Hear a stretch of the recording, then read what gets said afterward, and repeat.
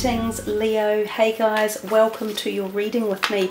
This is for February 2018. 4 of these cards and then 4 from 2 more decks as clarifiers and extenders underneath this lot. February, an interesting month, no full moon. There were 2 in January, one on the 31st with an eclipse, and a new moon on the 15th of January that was very powerful and set the tone for a lot of the energies of the year as we move forward.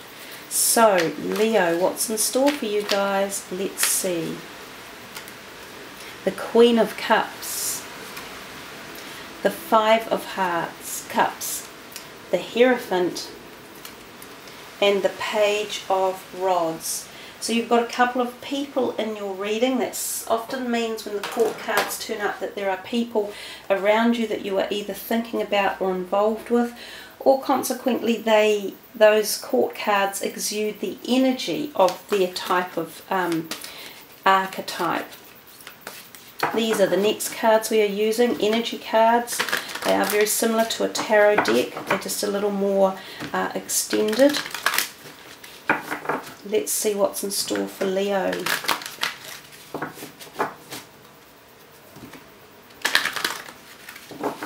One more, Leo. Okay. The Temple Path, Yin Yang. The 7th chakra, Archangel Uriel, and that's up here on the crown. And the 5th chakra, Archangel Gabriel. And then these fairy cards to finish the reading.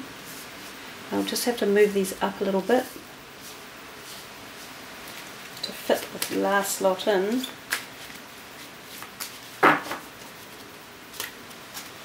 Be yourself.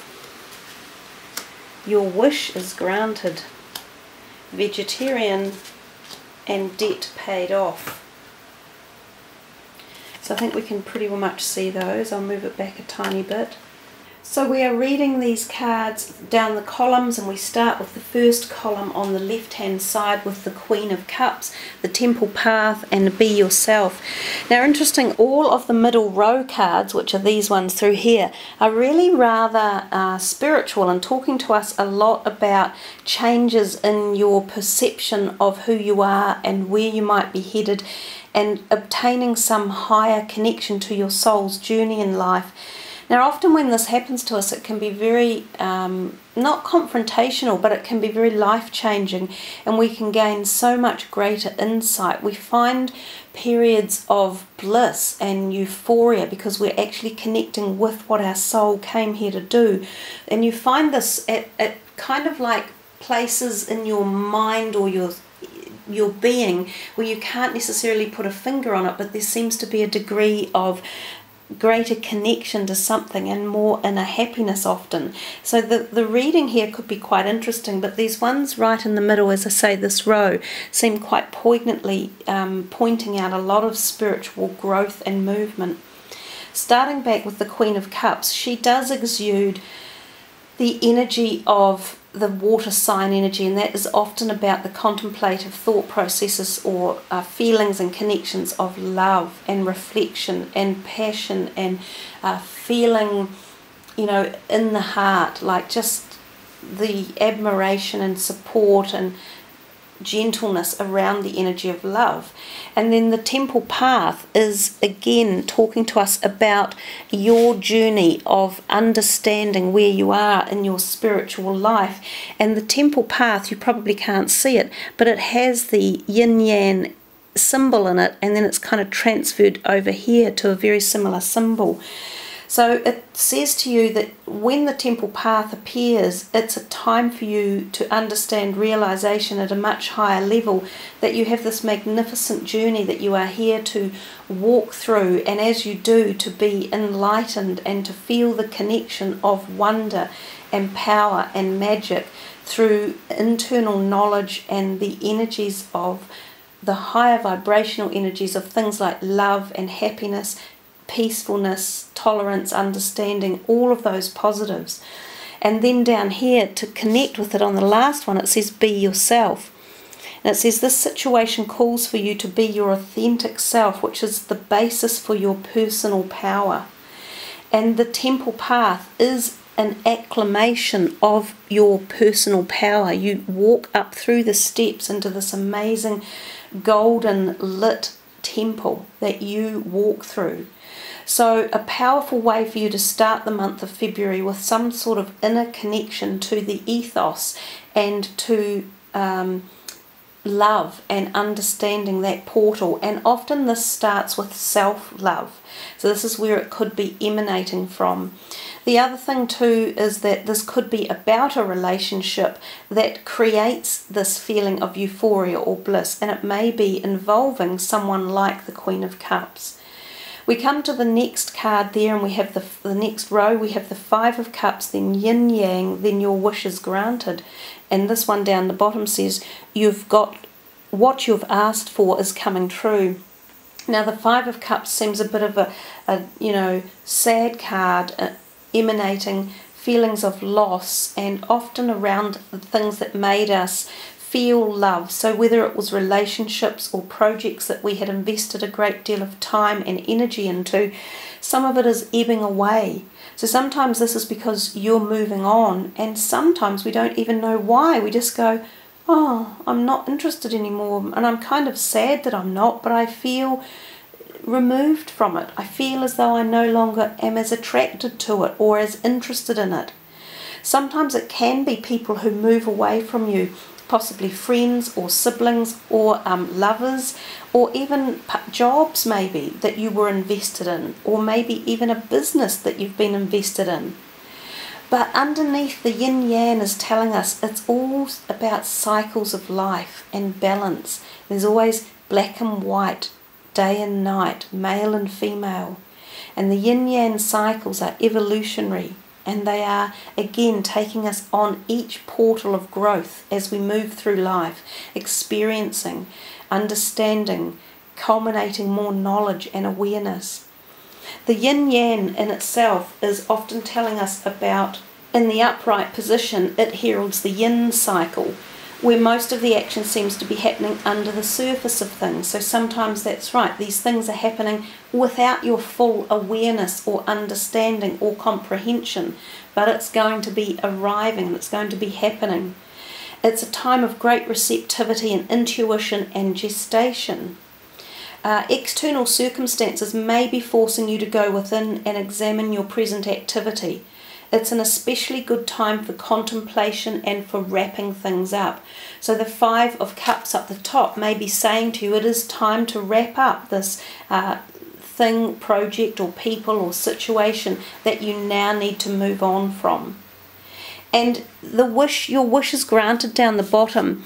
Sometimes we feel sad if we're moving on from something, and sometimes we don't necessarily think that's what we wanted to do, but somewhere along the line it is a wish that you are moving or freeing yourself up from something that's been holding on to you and preventing your growth from coming forward. So we move to the third one, and we see the Hierophant. He is often associated with very strong rules and regulations and religious indoctrination. He has a sort of a crescent moon thing hanging around his neck, which could be symbolic of the new moon on January the 15th. He also has those keys at the bottom of his feet. So it's something about having the answers to new doors opening, unlocking situations in your life. It does tell you at this time that it can be prudent to do things legally and be law-abiding. For some of you, this could also be a new interest in philosophical or esoteric or religious beliefs, and some of you may go back to reviewing these things in your life or attending events in places that hold this type of information. Some of you may be learning about the philosophies of life or esoteric teachings or knowledge, or uplifting them. And then we come to the card underneath, which is the 7th chakra, Archangel Uriel. And again, she is the stimulator of the top of the head, the crown chakra, which is often where association of things like esoteric knowledge and religious perspectives come from. So this chakra is being awakened for you, and that was more about this whole spiritual journey and awareness through that middle row. She is the pinnacle of connection to source energy, to understanding what the cosmos is about and understanding how to harness those energies and knowledges. So opening your clairvoyant and psychic pathways, becoming more intuitive and listening to your inner voice, experiencing more synchronistic energies and events as well. It's also telling you down the bottom, a new way of eating gives you more energy, greater health, clarity and stronger manifestation abilities.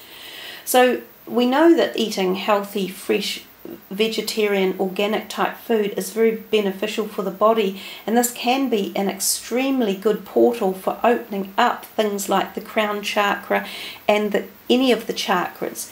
So the more we eat those type of foods, the more power we give ourselves to experience these energies and these situations that are occurring in our life. But I do think for you guys, this is quite a powerfully spiritual month going on here. Some of you are literally being like kapow, awakened at a great level. We come to this one over here and we see the Page of Rods, then the fifth chakra, Archangel Gabriel, that's the fifth chakra in the throat, and debt paid off. Now they're an interesting bunch of cards. They seem quite discombobulated from each other.